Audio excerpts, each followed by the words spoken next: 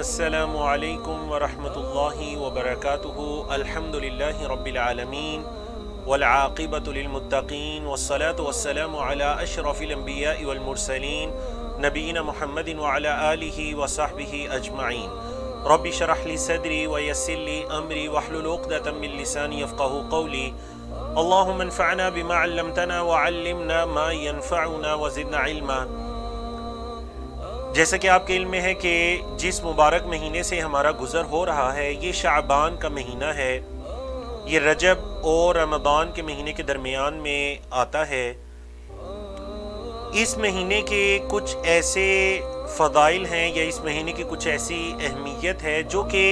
ہمیں صحیح دلائل سے پتہ چلتی ہے، اور کچھ ایسی باتیں ہیں جو اس مہینے کے بارے میں یا اس مہینے کی ایک رات یا ایک دن کے بارے میں مشہور کر دی گئی ہیں جن کا صحیح احادیث سے کوئی تعلق نہیں ہے۔ تو آج کی اس مختصر سی نشست کے اندر ہم یہ جاننے کی کوشش کریں گے اللہ رب العزت کی توفیق سے کہ اس مہینے کے اندر ہمیں کیا اعمال کرنے چاہیے اور رمضان کی تیاری کیسے کرنی چاہیے، اور اس مہینے کی خصوصی طور پر جو ایک رات جس کو شب برات کہا جاتا ہے، برات کی رات کہا جاتا ہے، یہ رات کون سی ہے اور کیا اس رات کی کچھ حقیقت ہے یا نہیں ہے۔ اللہ کے رسول صلی اللہ علیہ وسلم کی احادیث اور قرآن مجید کی آیات کی روشنی میں ہم اپنی بات کو آپ کے سامنے رکھنے کی کوشش کریں گے۔ تو سب سے پہلے جو حدیث مبارکہ آپ کو دکھائی دے رہی ہے حضرت عائشہ رضی اللہ تعالیٰ عنہ کی حدیث، صحیح بخاری اور صحیح مسلم کے اندر یہ حدیث ہے کہ اللہ کے رسول صلی اللہ علیہ وسلم روزے رکھا کرتے تھے، نفلی روزے مراد ہے، نفلی روزے رکھا کرتے یہاں تک کہ ہم کہتے حتی نقول لا یفطر، یہاں تک کہ ہم کہتے کہ آپ صلی اللہ علیہ وسلم کبھی افطار کریں گے ہی نہیں، مطلب روزے رکھنا شروع کرتے تو ہم کہتے کہ کبھی روزے چھوڑیں گے ہی نہیں۔ وَيُفْطِرْ حَتَّى نَقُولْ لَا يَصُومْ، اور اگر کبھی روزے چھوڑتے تو ہم کہتے کہ کبھی روزے رکھیں گے ہی نہیں۔ مطلب یہ کہ آپ صلی اللہ علیہ وسلم نفلی روزے رکھا بھی کرتے تھے اور نہیں بھی رکھا کرتے تھے۔ اور حضرت عائشہ فرماتی ہیں کہ فَمَا رَأَيْتُ رسول اللہ صلی اللہ علیہ وسلم اسْتَكْمَلَ صِيَامَ شَهْرٍ إِلَّا رمضان، میں نے کبھی نہیں دیکھا کہ اللہ کے رسول صلی اللہ علیہ وسلم نے پورے مہینے کے روزے رکھے ہوں سوائے رمضان کے،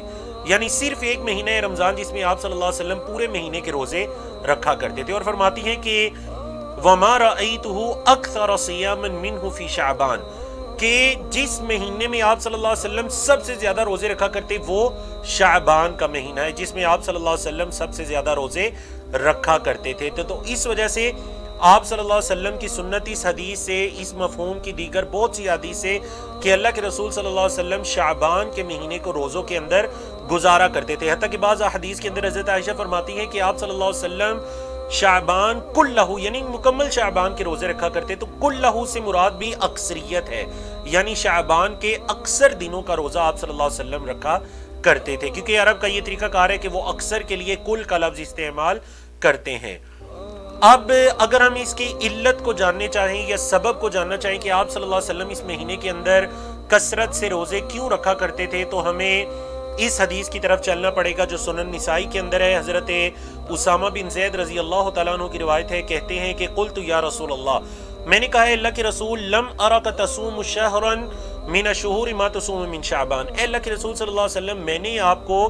شعبان میں جو روزے رکھتے دیکھا، دوسرے کسی مہینے میں ایسے اہتمام کے ساتھ روزے رکھتے نہیں دیکھا۔ قال، تو آپ صلی اللہ علیہ وسلم نے فرمایا ذالک شہر یغفل الناس عنہ بین رجب و رمضان، یہ ایسا مہینہ ہے جو رجب اور رمضان کے درمیان میں آتا ہے اور لوگ اس سے غافل ہیں۔ اچھا اس مہینے میں کیا ہوتا ہے؟ وَهُوَ شَهْرٌ، یہ ایسا مہینہ ہے تُرْفَعُ فِيهِ الْأَعْمَالِ إِلَى رَبِّ الْعَالَمِينَ، اس مہینے کے اندر اعمال رب العالمین کی طرف پیش ہوتے ہیں یا پھر ان کو رب العالمین کی طرف بلند کیا جاتا ہے، ٹھیک ہے؟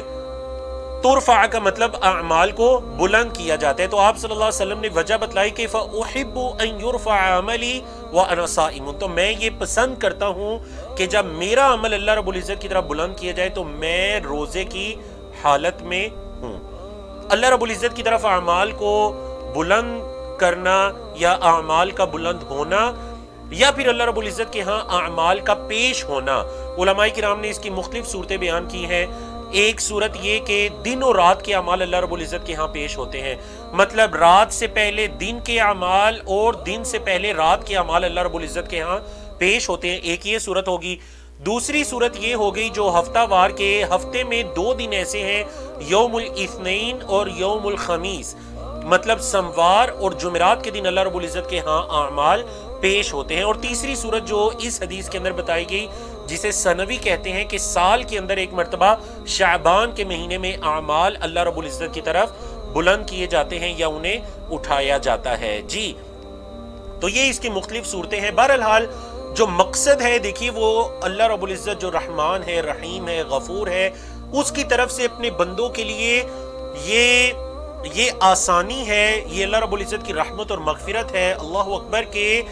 سال کے اندر، ہفتے کے اندر، دن کے اندر کئی مرتبہ یہ موقع آتا ہے کہ انسان اپنے رب کی طرف رجوع کرے، اپنے رب کی انابت، اپنے رب کی طرف توبہ کرے، استغفار کرے، ہمیشہ اپنا محاسبہ کرتا رہے۔ گناہ ہو جانا بڑی بات نہیں، لیکن گناہ کے بعد اللہ کی طرف رجوع کرتا رہے۔ تو دن اور رات کے اندر، رات سے پہلے دن کے اعمال، دن سے پہلے رات کے اعمال اللہ کے ہاں پیش ہوتے ہیں، پھر اسی طرح سموار اور جمعرات کے دن پیش ہوتے ہیں۔ اسی وجہ سے اللہ کے رسول صلی اللہ علیہ وسلم سموار اور جمعرات کا روزہ پسند کیا کرتے، بالکل جس طرح شعبان کے اندر روزے پسند کیا کرتے کہ اس مہینے میں اعمال بلند ہوتے ہیں، بالکل اسی طرح سموار اور جمعرات کا روزہ پسند کیا کرتے کہ ان دو دنوں کے اندر اعمال کو اللہ رب العزت کی طرف اٹھایا جاتا ہے۔ جی تو یہ دو حدیث کے بعد اب ہم آگے چلتے ہیں۔ اگر ہم یہ کہنا چاہیں کہ یہ تو دو حدیث کی روشنی میں، پہلی حدیث حضرت عائشہ رضی اللہ تعالیٰ عنہ کی جو کہ صحیح بخاری اور صحیح مسلم میں ہے، دوسری حدیث جو کہ اسامہ بن زید رضی اللہ تعالیٰ عنہما کی جو کہ سنن نسائی کے اندر ہے، ان دونوں حدیث سے تو ہمیں شعبان کی صحیح فضیلت پتہ چلتی ہے۔ اب ہم آگے چلتے ہیں کہ دیگر حدیث کی طرف بڑھتے ہیں۔ دیکھیے یہ مشہور حدیث سنن ابن ماجہ کی، اس حدیث کی سند کو بھی درج کر دیا گیا ہے، حضرت ابو موسیٰ الاشعری رضی اللہ تعالیٰ عنہ کی روایت ہے۔ یہ وہ حدیث ہے جس کی تحسین کے اندر یا تصحیح کے اندر اور اس کے ضعیف ہونے میں محدثین یا پھر جو محققین علماء کرام ہیں ان کے درمیان اختلاف ہے۔ علامہ البانی رحمہ اللہ نے اس حدیث کو حسن کہا ہے، دیگر کئی سے محققین ہیں، علامہ ابن باز رحمہ اللہ ہیں جنہوں نے اس حدیث کو ضعیف کہا ہے۔ یہ حدیث دیکھیے، پہلے ہم اس حدیث کے معنی اور مفہوم کو سمجھتے ہیں، کیونکہ اس حدیث کا تعلق جو شعبان کی 15ویں رات ہے، مطلب جسے نصف شعبان کہتے ہیں یا جسے ہمارے معاشرے کے اندر شب برات کہا جاتا ہے، یہ وہ رات ہے 15 شعبان کی یا نصف شعبان کی یہ رات۔ اس رات کے بارے میں اللہ کے رسول صلی اللہ علیہ وسلم نے فرمایا کہ ان اللہ لا یطلع فی لیلۃ النصف من شعبان، اللہ رب العزت مطلع ہوتا ہے شعبان کی نصف رات میں، مطلب شعبان کی 15ویں رات میں، فَيَغْفِرُ لِجَمِيعِ خَلْقِهِ، تو اللہ رب العزت اپنی تمام مخلوق سے درگزر فرماتا ہے، ان کے گناہوں کو معاف کرتا ہے، سوائے دو طرح کے لوگوں کے، إِلَّا لِمُشْرِكٍ أَوْ مُشَاحِنٍ، شرک کرنے والے اور جو دو مسلمان آپس میں کینہ اور بغض رکھتے ہیں ایک دوسرے کے لیے، ان لوگوں کو چھوڑ کر شرک کرنے والے اور کینہ، بغض، حسد یا جھگڑے کا جو پہلو ہوتا ہے اس کو رکھنے والے، ان لوگوں کے علاوہ اللہ رب العزت تمام بندوں سے درگزر فرماتا ہے، ان کو معاف فرماتا ہے۔ ہاں، جس کے اعمال میں شرک ہو یا جو حسد بغض کرے اس کو نہیں، اور اس کے علاوہ باقی تمام لوگوں کو معاف کر دیا جاتا ہے۔ یہ حدیث ہے، یعنی یہ وہ حدیث ہے جسے بعض محققین نے صحیح کہا ہے یا حسن کہا ہے اور بعض نے اسے ضعیف کہا ہے۔ اگر ہم اس حدیث کو صحیح مان بھی لیتے ہیں، یعنی علامہ البانی رحمہ اللہ کی اگر تحقیق پر اعتماد کریں، اس کو حسن مان بھی لیں، تو پھر بھی دیکھیے اس رات کے اندر ہمیں کوئی ایسا کام نہیں دکھائی دیتا کہ اس پوری رات کو جاگا جائے، چراغاں کیا جائے یا دن کو کھانے پکائے جائیں یا کھانے تقسیم کیے جائیں۔ یعنی اگر اس حدیث کو ہم صحیح مان بھی لیتے ہیں تو اس حدیث سے ہمیں کسی ایسے عمل کا ثبوت نہیں ملتا، بلکہ اس کے اندر یہ ہے کہ اللہ رب العزت مغفرت فرماتے ہیں سوائے مشرک کے یا بغض والوں کے، اللہ رب العزت باقی سب سے درگزر فرماتے ہیں یا ان کی مغفرت فرماتے ہیں۔ تو یہ وہ حدیث ہے، یعنی اگر آپ اس 15ویں رات کی کوئی حقیقت مانتے بھی ہیں تو وہ یہ ہے کہ اللہ رب العزت درگزر فرماتے ہیں۔ پھر اس کے بعد پوری رات کو جاگنا، چراغاں کرنا، آگ جلانا، پٹاخے بجانا یا دیگر جتنی بھی باتیں ہیں، ہماری شریعت سے ان باتوں کا کوئی تعلق نہیں ہے، جیسے کہ آنے والی سلائیڈز کے اندر آ رہا ہے۔ اسی چیپٹر کے اندر یہ جو حضرت علی رضی اللہ تعالیٰ عنہ کی حدیث بیان کی جاتی ہے جو کہ سنن ابن ماجہ میں ہے، یہ تمام محققین کے نزدیک ضعیف جداً ہے، صرف ضعیف نہیں بلکہ آپ کے علم میں ہے جو محدثین محققین علماء کرام ہے بعض احادیث کی سند کو دیکھنے کے بعد وہ اس کے ضعف جداً یعنی یہ صرف ضعیف نہیں بلکہ اس کے اندر جو ضعف ہے وہ بہت زیادہ ہے تو وہ ضعیف جداً کا حکم لگاتے ہیں اس حدیث پر. تو اس حدیث پر بھی ضعیف جداً کا حکم لگایا گیا. یہ کیا حدیث ہے؟ اس حدیث کے الفاظ یہ ہیں. حضرت علی بن ابی طالب رضی اللہ تعالیٰ عنہ کی حدیث ہے کہ اللہ کے رسول صلی اللہ علیہ وسلم نے فرمایا اذا كانت لیلۃ النصف من شعبان، جب شعبان کی 15ویں رات ہوتی ہے تو کیا کرو فقوموا لیلھا وصوموا نہارھا، تم اس کی راتوں کا قیام کرو یا اس کی رات کا قیام کرو اور دن کا روزہ رکھو. فإن اللہ ينزل فيها لغروب الشمس الى السماء الدنيا، اللہ رب العزت اس رات میں غروب شمس سے لے کر وہ اللہ رب العزت کیا ہوتا ہے نزول فرماتا ہے کہاں الی السماء الدنیا، یہ جو آسمان دنیا ہے جو ہمیں دکھائی دیتا ہے اس آسمان کی طرف. یقول، اور اللہ رب العزت یہ فرماتا ہے الا من مستغفر فاغفر له، ہے کوئی مغفرت طلب کرنے والا میں اس کے گناہوں کو بخش دوں. الا من مسترزق فارزقه، ہے کوئی رزق کو طلب کرنے والا میں اس کو رزق عطا کروں. الا مبتلا فاعافیه، ہے کوئی آزمائش والا میں اس کی آزمائش کو دور کر دوں. الا کذا الا کذا، ایسے ایسے ایسے اللہ رب العزت فرماتے ہیں حتی یطلع الفجر، یہاں تک کہ فجر طلوع ہو جائے. یعنی یہ دیکھیں یہ وہ حدیث ہے جس کی بنیاد پر ہم یا بعض لوگ یہ کہتے ہیں کہ راتوں کو جاگا جائے یا دن کے اندر ہمارے معاشرے میں روزہ تو نہیں رکھا جاتا، دن کے اندر کھانے تقسیم کیے جاتے ہیں. تو یہ حدیث سنن ابن ماجہ کے اندر جو ضعیف جداً ہے، اس سے پہلے سنن ابن ماجہ کی جس حدیث کے اندر حضرت ابو موسیٰ الاشعری رضی اللہ تعالیٰ عنہ کی جو حدیث جس کو بعض محققین نے حسن کہا ہے، ہم نے آپ کو وہ بھی بتلائی. اور یہ وہ حدیث ہے جو کہ ضعیف جداً ہے، جو صرف ضعیف نہیں بلکہ ضعیف جداً ہے، جس کا ضعف بہت شدید ہے. تو یہ اس وجہ سے اس رات کی ہمیں کسی بھی صحیح حدیث کے اندر اس رات کے اندر کسی عبادت کی یا اس دن کے اندر الگ سے کوئی عبادت کی ہمیں کوئی بھی دلیل ہمیں نہیں ملتی. اب یہاں پر ہمارے معاشرے کے اندر ایک اور جو چیز دیکھنے میں آتی ہے بہت زیادہ، اور وہ یہ چیز ہے کہ اکثر ایسے ہوتا ہے کہ اس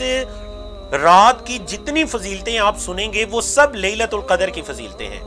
یعنی جو رمضان کی راتوں میں 27ویں رات ہے، لیلۃ القدر کی رات ہے، تمام لیلۃ القدر کی جو فضیلتیں ہیں وہ اس رات کی فضیلتوں پر ان کو فٹ کر دیا جاتا ہے. حالانکہ اللہ اکبر، اللہ رب العزت نے قرآن مجید میں سورۃ الدخان میں سورۃ القدر میں اللہ رب العزت نے جو لیلۃ القدر کو بیان کیا تو وہاں پر دو چیزوں کی طرف اشارہ کر دیا کہ لیلۃ القدر یہ ایسی رات ہے. پہلی تو یہ کہ اس رات میں قرآن مجید نازل ہوا. اور آپ بتائیے قرآن مجید کب نازل ہوا؟ کیا شعبان کے اندر یا رمضان کے اندر؟ قرآن مجید رمضان میں نازل ہوا. اب اس رات کی ایک تو یہ فضیلت ہوگی لیلۃ القدر کہ اس میں قرآن مجید نازل ہوا اور یہ رمضان کے اندر ہے، اور یہ رات رمضان کے اندر ہے، شعبان میں نہیں بلکہ رمضان میں. اور دوسری یہ کہ اس رات میں فیصلے ہوتے ہیں، جیسا کہ اس آیت کریمہ میں بھی آپ کو یہ 5 آیات دکھائی دے رہی ہیں. سورۃ الدخان کی ابتدائی آیت کہ اللہ رب العزت نے فرمایا اعوذ باللہ من الشیطان الرجیم بسم اللہ الرحمن الرحیم حامیم والکتاب المبین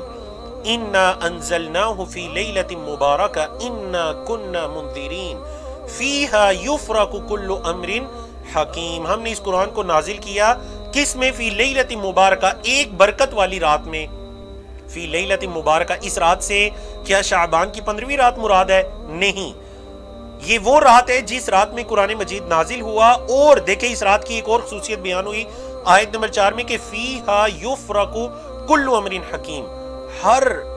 وہ معاملہ جس کا فیصلہ کیا جانا ہے، حکمت والا معاملہ، وہ اس رات کے اندر یفرق کا مطلب یعنی وہ تقسیم ہوتا ہے. اللہ رب العزت کی طرف سے جو فیصلے ہوتے ہیں اس رات کے اندر نافذ ہوتے ہیں، یا اس رات کے اندر آنے والے سالوں کا، موت و حیات کا، ارزاق کا فیصلہ لکھ دیا جاتا ہے، یا وہ لکھا ہوا فیصلہ فرشتوں کے حوالے کر دیا جاتا ہے. مختلف تفاسیر ہیں ان آیت کے اندر. بہرحال جو کہنے کا مقصد ہے وہ یہ کہ یہ جو رات ہے یہ شعبان کے اندر نہیں. یہ جو کہا جاتا ہے نا کہ شعبان کی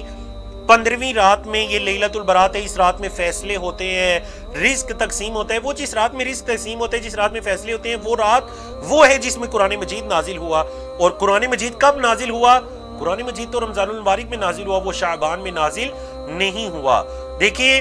اللہ رب العزت نے سورۃ البقرہ میں کیا ارشاد فرمایا؟ شہر رمضان الذی انزل فیہ القرآن، یہ رمضان کا مہینہ جس کے اندر قرآن کو نازل کیا گیا، تو وہ رمضان کی راتوں میں اس کے آخری عشرے کی تاک راتوں کے اندر ایک رات ہے لیلۃ القدر۔ اسی رات میں قرآن مجید نازل ہوا اور اسی رات کے اندر آنے والے دنوں کے فیصلے اللہ رب العزت فرماتا ہے، اور اسی رات کے بارے میں اشارہ ہے سورۃ القدر کے اندر، تفصیل سے اشارہ انا انزلناہ فی لیلۃ القدر۔ بہرحال آپ کو یہ تینوں حوالے دے دیے گئے، سورۃ القدر اور اسی طرح سورۃ البقرہ کی آیت نمبر 185 اور اسی طرح سورۃ الدخان کی ابتدائی آیات، ان آیات کی تفسیر کو دیکھا جا سکتا ہے کہ یہ جو رات ہے یہ کون سی رات ہے اور یہ کس مہینے میں آتی ہے، کیونکہ ہمارے معاشرے کے اندر یقین جانے جو ایک تلبیس کا کام ہوتا ہے، دلائل کے اندر ہیر پھیر کا کام، اس میں آپ کو اس مہینے کے اندر خصوصاً یہ شب برات سے پہلے شعبان کی 15ویں رات سے پہلے آپ دیکھیں گے جتنی آپ فضیلتیں سنیں گے نا، وہ فضیلتیں اصل میں لیلۃ القدر کی ہیں جو رمضان کی راتوں میں ایک رات ہے، وہ شعبان کی 15ویں رات کی وہ فضیلتیں نہیں ہیں، اور شعبان کی 15ویں رات کی جو فضیلت صحیح ثابت ہے بعض محققین کے نزدیک وہ ہم نے آپ کو بتلا دی، اور اس حدیث سے کسی طرح کے کوئی خاص عمل کا ثبوت نہیں ملتا۔ یہ عام دنوں کی طرح کا ایک دن ہے، عام راتوں کی طرح کا ایک رات ہے۔ اگر آپ کی روٹین ہے عام راتوں کے اندر عبادت کرنے کی تو آپ اس رات کے اندر بھی عبادت کیجئے۔ اگر آپ کی روٹین ہے آپ ایام 20 کے روزے رکھتے ہیں، مطلب چاند کی 13، 14، 15 تاریخ کے روزے رکھتے ہیں، تو آپ اس رات کے اندر بھی روزے رکھیے۔ لیکن اگر آپ عام دنوں کے اندر روزہ نہیں رکھتے تو صرف ایک دن کے اندر روزہ رکھنا اور اس کو فضیلت کا باعث سمجھنا تو یہ سنت نہیں ہے، بلکہ یہ بدعت کے زمرے میں آئے گا، کیونکہ اللہ کے رسول صلی اللہ علیہ وسلم نے کبھی صرف اس ایک دن کا روزہ یا اس ایک رات کا جاگنا، یہ ہمیں اللہ کے رسول صلی اللہ علیہ وسلم سے اس کا ثبوت نہیں ملتا۔ جی اب یہاں پر ہم یہ دیکھتے ہیں کہ ہمارے معاشرے کے اندر جو ایک شب برات نامی رات ہے، جس کے اندر اکثر آپ کو پٹاخوں کی آوازیں سنائی دیتی ہیں، چراغاں کیا جاتا ہے، آگ جلائی جاتی ہے یا لائٹیں لگائی جاتی ہیں، تو اس رات کی کیا حقیقت ہوئی؟ سنن ترمذی کے جو شارح ہیں، اس کی شرح کرنے والے محمد عبد الرحمن مبارک پوری رحمہ اللہ، جن کا تعلق ہند سے تھا، تحفۃ الاحوذی، انہوں نے سنن ترمذی کی شرح لکھی، تو وہ یہ فرماتے ہیں کہ یہ جو شب برات ہے یہ بدعت ان برامکہ کی طرف سے شروع کی گئی جو اسلام لانے سے قبل آگ کے پجاری تھے۔ اسلام لانے سے قبل وہ آگ کے پجاری تھے، تو اب کیا ہوتا ہے، اسلام لانے سے قبل وہ آگ کے پجاری تھے، جب انہوں نے اسلام قبول کیا تو انہوں نے یہ پسند کیا کہ وہ جو شرکیہ اعمال اسلام سے پہلے کیا کرتے تھے، اسلام کے اندر بھی کچھ نہ کچھ ایسے اعمال کریں، تو پھر ان کی طرف سے یہ چیز اسلام کے اندر ایڈ کی گئی اور اس کا حقیقت کے ساتھ کوئی تعلق نہیں ہے۔ اور آگ جلانا یا چراغاں کرنا یا پٹاخے جلانا، دوسروں کے آرام اور سکون کو برداشت کرنا، اس کو برباد کرنا، یہ دین اسلام کی تعلیمات نہیں ہے، بلکہ دین اسلام کی تعلیمات تو دین اسلام تو بڑا امن و سکون والا مذہب ہے۔ یہ کوئی آگ کی عبادت کرنے والا، چراغاں یا لائٹیں لگانے والا مذہب نہیں ہے، بلکہ یہ ایک اللہ رب العزت کی عبادت کرنے والا اور اللہ کے رسول صلی اللہ علیہ وسلم کے بتلائے ہوئے طریقوں کو دین قرار دینے والا دین ہے۔ تو اس وجہ سے اس رات میں مساجد کے اندر جمع ہونا، صلاۃ الرغائب نامی کوئی نماز پڑھنا جو مغرب کے بعد پڑھی جاتی ہے، محفلوں کا انعقاد کرنا، چراغاں کرنا، پٹاخے چلانا، دن کو کھانے پکا کر تقسیم کرنا، یہ ہمیں کسی بھی صحیح حدیث سے اس کا کوئی ثبوت نہیں ملتا۔ اس وجہ سے صحابہ کرام بھی اس رات کا یا اس دن کا الگ سے کوئی اہتمام نہیں کیا کرتے تھے، تو ہمیں بھی ان تمام چیزوں سے پرہیز کرنا چاہیے۔ اس کلپ کے آخر میں ہم دو محققین علماء کرام کے فتاوی شامل کرتے ہیں۔ شیخ ابن باز رحمہ اللہ کا فتویٰ یہ ہے، فرماتے ہیں کہ الاحتفال بلیلۃ النصف من شعبان بالصلاۃ او غیرہا، شعبان کی 15ویں رات کو محفلیں منعقد کرنا نماز پڑھنے کے لیے یا نماز کے علاوہ کسی بھی عمل کے لیے، وہ تخصیص یومہا بالصیام، اور پورے مہینے کے اندر صرف اس دن کا روزہ رکھنا، بدعت، کیا ہے؟ بدعت ہے، منکرہ، اور یہ ایسی بدعت ہے جو منکر ہے، جس کا انکار کیا گیا ہے، کس کے ہاں؟ عند اکثر اہل العلم، اکثر اہل علم کے ہاں اس کا انکار کیا گیا۔ وَلَيْسَ لَهُ أَصْلٌ فِي الشَّرْعِ الْمُطَهَّرِ، ہماری جو پاک شریعت ہے اس میں اس کی کوئی دلیل اصل نہیں ہے، بل هو مما حدث فی الاسلام یا حدث فی الاسلام بعد عصر صحابہ، بلکہ یہ وہ ہے جو عصر صحابہ کے بعد، جیسے کہ میں نے برامکہ بتایا یا بعض شامی علاقوں کے اندر یا بیت المقدس کے علاقوں کے اندر صحابہ کے زمانے کے بعد اس کا اضافہ کیا گیا اور اس کا حقیقت سے کوئی تعلق نہیں ہے۔ اور اسی طرح علامہ ابن عثیمین رحمہ اللہ اس رات یا اس دن کے بارے میں فرماتے ہیں کہ الصحیح صحیح بات یہ ہے کہ ان صیام النصف من شعبان او تخصیصہ بقراءۃ او بذکر لا اصل لہ، اس دن کا روزہ رکھنا 15ویں شعبان کا یا پھر اس کو کوئی خاص ذکر و اذکار کے ساتھ یا کچھ قرات کے ساتھ یا تلاوت کے ساتھ خاص کرنا اس دن کو اس رات کو لا اصل لہ، اس کی کوئی اصل نہیں ہے۔ کہتے ہیں فیوم النصف من شعبان کا غیرہ، تو جو شعبان کا دن ہے وہ عام دنوں کی طرح کا ایک دن ہے، اور جس طرح دوسرے مہینوں کے اندر بھی نصف کا دن آتا ہے، 15ویں آتی ہے رجب کے اندر، اور اسی طرح شوال کے اندر، دیگر مہینوں کے اندر، تو اسی طرح شعبان کے اندر بھی 15ویں کا دن آتا ہے۔ تو یہ ہم نے اس مسئلے کے اندر مختصر تحقیق آپ کے سامنے احادیث کی روشنی میں اور قرآن مجید کی آیات کی روشنی میں بیان کرنے کی کوشش کی۔ اللہ رب العزت سے دعا ہے کہ اللہ رب العزت ہمیں اس مہینے کے جو صحیح فضائل ہیں ان کو سمجھ کر، جو اس مہینے کے اندر جن بدعات کا اضافہ کر لیا گیا یا ان کو شروع کر دیا گیا، ان بدعات سے بچنے کی توفیق عطا کرے۔ اللہ رب العزت ہمیں دوسرے بندوں کے حقوق کو ادا کرنے کی توفیق عطا کرے۔ یہ نہ ہو کہ ہم ایک بدعت کو عبادت سمجھ رہے ہوں اور اس عبادت سے دوسروں کا سکون برباد ہو رہا ہو، ان کی زندگی میں، ان کے رہن سہن میں فرق آ رہا ہو۔ اللہ رب العزت سے دعا ہے کہ وہ اس مہینے کے صحیح فضائل کو سمجھ کر ہمیں کثرت سے اس مہینے کے اندر روزے رکھنے کی توفیق عطا کرے، جو کہ اللہ کے رسول صلی اللہ علیہ وسلم کا معمول تھا اور جو کہ صحابہ کرام کا معمول تھا، اور اللہ رب العزت ہمیں بدعات سے بچنے کی توفیق عطا کرے۔ وما توفیقنا الا باللہ، اقول قولی ھذا استغفر اللہ لی ولکم ولسائر المسلمین من کل ذنب، والسلام علیکم ورحمۃ اللہ وبرکاتہ۔